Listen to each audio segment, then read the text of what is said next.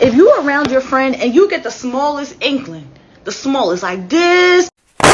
All right, let's get it. Okay, so I do believe in that. First of all, what she said was very powerful. If you get the smallest inkling, as she said, that somebody is not for you, chances are they're not for you. Now, I want to give you something to kind of preempt that step, all right, if you will.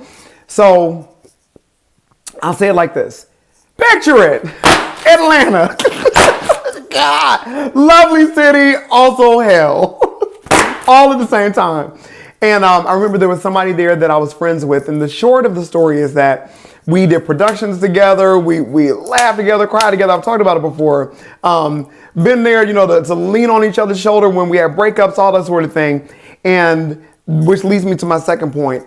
After, you know, me and nephew did the show Film in Atlanta, that night, I remember they had the what do you call it? The greeting hall or whatever, where you would go and say hi and, you know, hug the person that did the show.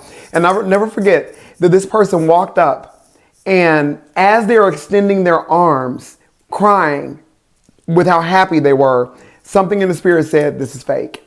As we're getting ready to embrace, to show you how keen the reception was discernment was starting to become. As we're getting ready to hug, it's like God was like, "This is fake. That's not real. These tears are not real." Fast forward, and long and short of it, the person flipped out. They went on the victim tour. Had to do the thing when they drag your name through the mud, all that kind of stuff. So I'll tell you this. One of the telltale signs I remember before everything kind of hit the fan is that when we would talk, they felt distant. And you have to really pay attention to it, because sometimes it's so subtle that you don't realize that it's happened.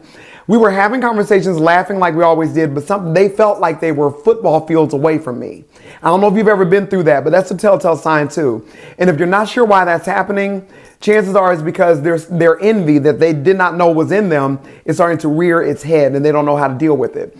The other thing I want to tell you is this.